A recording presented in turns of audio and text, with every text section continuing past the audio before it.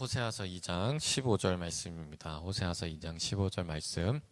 네, 다 같이 읽어보도록 하겠습니다. 시작. 거기서 비로소 그의 포도원을 그에게 주고 아골 골짜기로 소망의 문을 삼아주리니 그가 거기서 응대하기를 어렸을 때와 애굽 땅에서 올라오던 날과 같이 하리라. 아멘.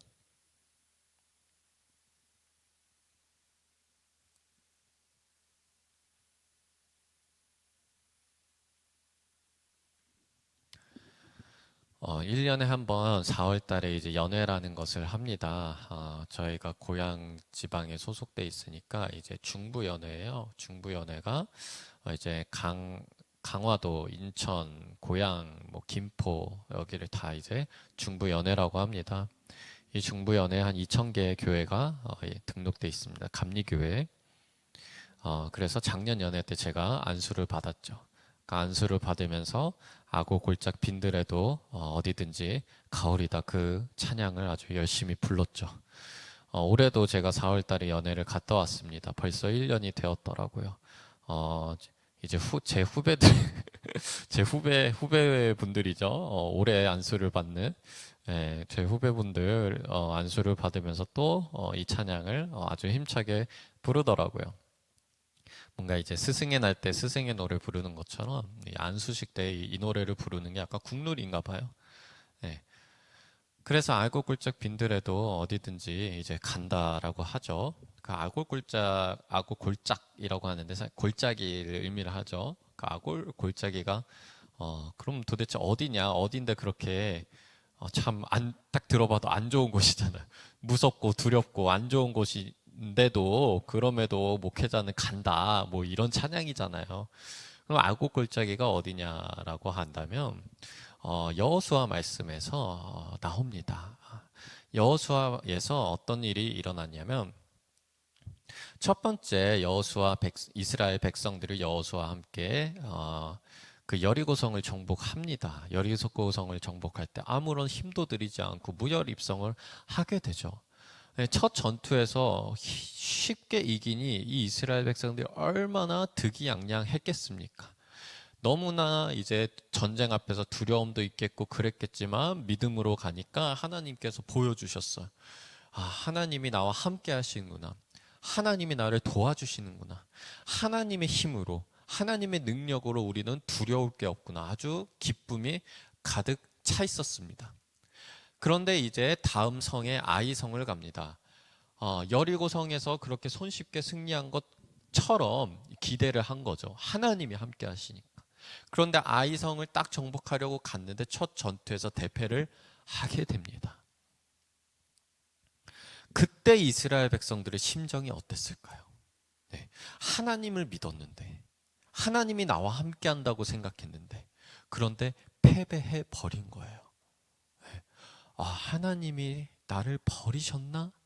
하나님이 나와 함께 하지 않으신가? 그 엄청난 두려움이 올 때도 있고, 낙심하고 굉장히 엄청나게 그 민족 전체가 완전히 이제 가라앉아 버렸습니다. 그런데 하나님께서 거기서 이야기를 하시죠. 나의 명령을 지키지 않은 자가 있다라고. 그래서 이렇게 보니까 이 아간이라는 사람이 하나님께서 명령하시기를 여리고 성에 있는 것들은 여리고성이 첫 이제 전투잖아요. 첫 성이니까 거기 안에 있는 것들을 노획하지 말고 다 불사를 하고 명령하셨는데 이 아간이라는 사람이 하나님의 말씀을 듣지 않고 뒤로 빼돌렸던 거예요. 네. 그래서 뒤로 빼돌려서 자신의 재물, 자신의 재산으로 삼았던 것이죠. 그래서 이 결국에 아간이라는 사람이 빼앗았던 것들, 뒤로 빼돌렸던 것들을 다 불태우고 그리고 이 아간이라는 사람은 돌 맞는 형벌을 당하게 돼서 죽게 됩니다. 그래서 이 아간이 취한 노획물을 불태우고 이 아간이 돌 맞아 죽은 곳이 바로 어디냐? 아골 골짜기라는 곳입니다. 그래서 이 아골 골짜기라는 곳은 이스라엘 백성들에게 아주 실제적인 지명일 뿐만 아니라 대명사가 돼버렸어요. 어떤 대명사가 돼버렸냐면 괴로움이라는 뜻의 대명사가 되어버린 것이에요. 이스라엘 백성들에게 아골 골짜기는 어떤 곳이냐?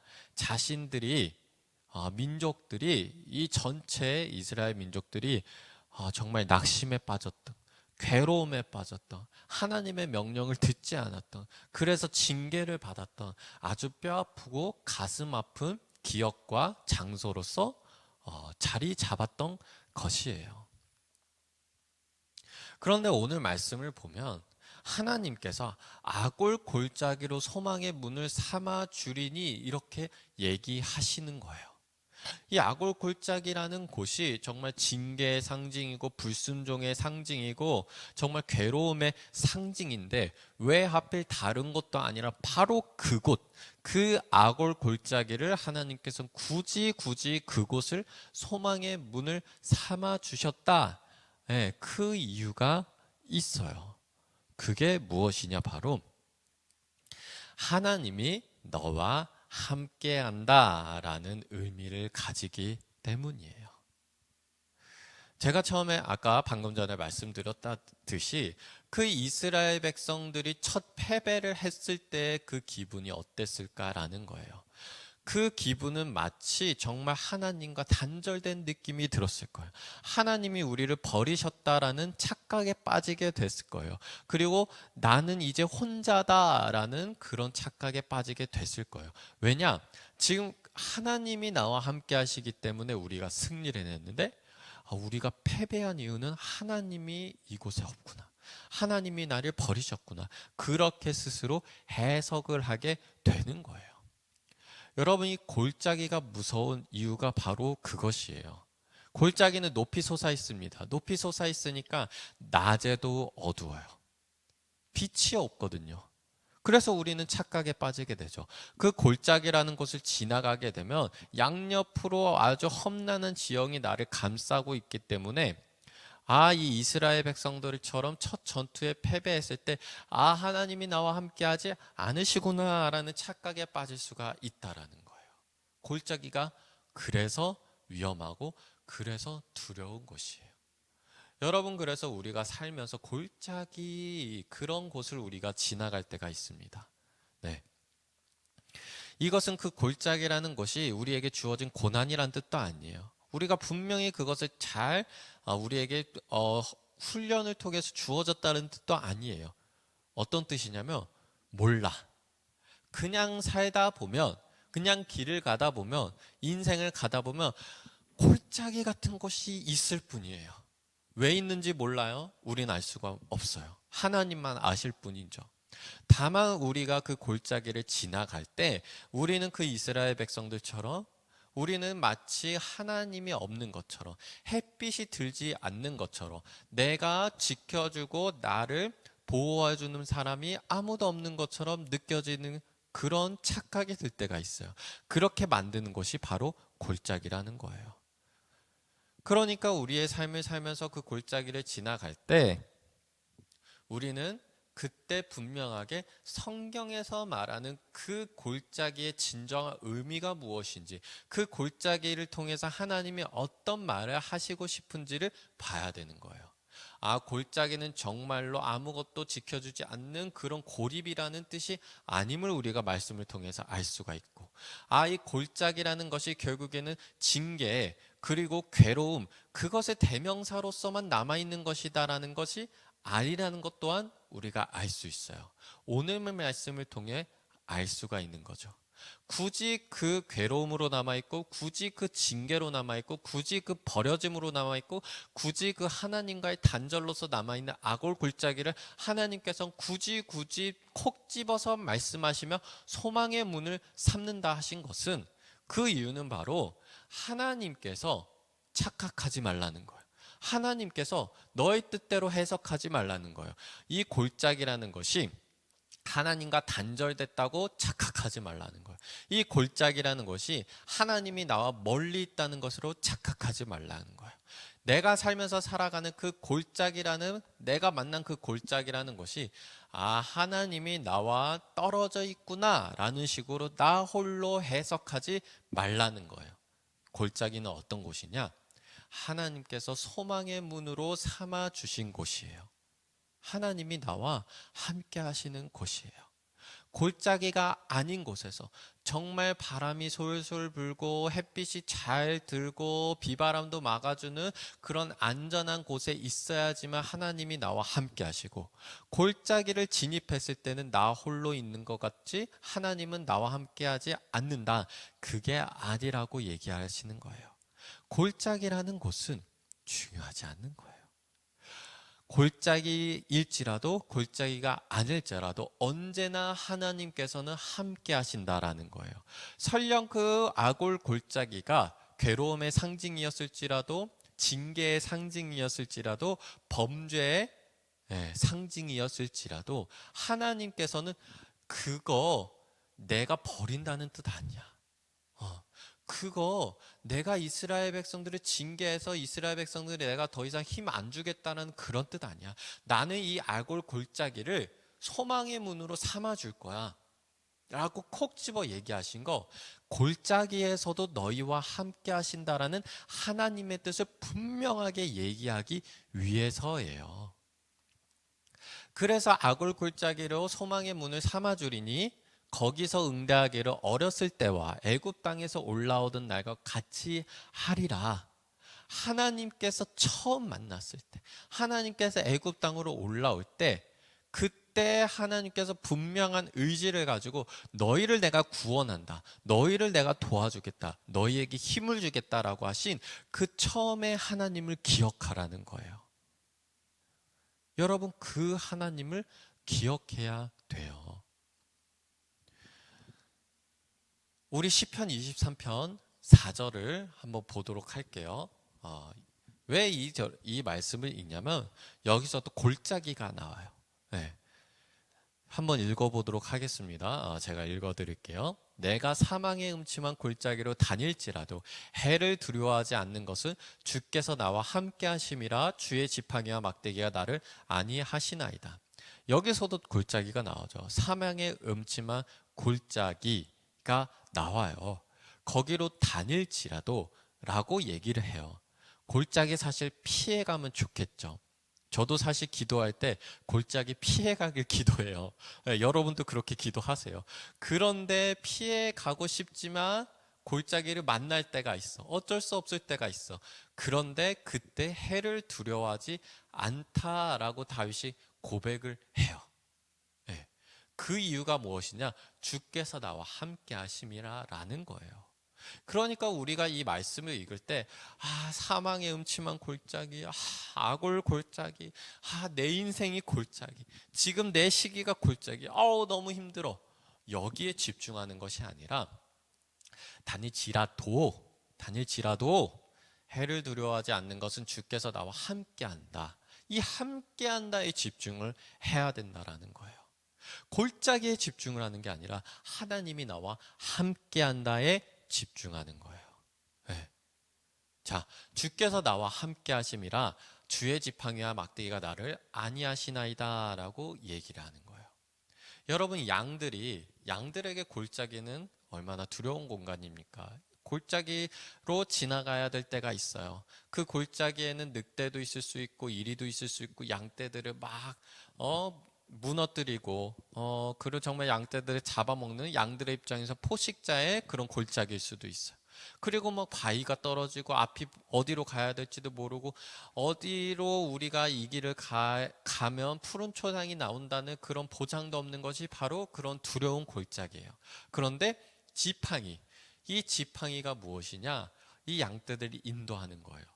이 골짜기를 들어가. 왜? 그 지팡이로 나를 인도하는 거예요. 그러면 내가 그 지팡이로 인도하시는 그 인도하심을 믿는 거예요. 내가 눈앞에 보이는 것은 골짜기라서 위험해 보이지만 이 끝에 가면 푸른 초장이 나와 함께 있겠구나라는 확신을 가질 수 있는 게 지팡이거든요.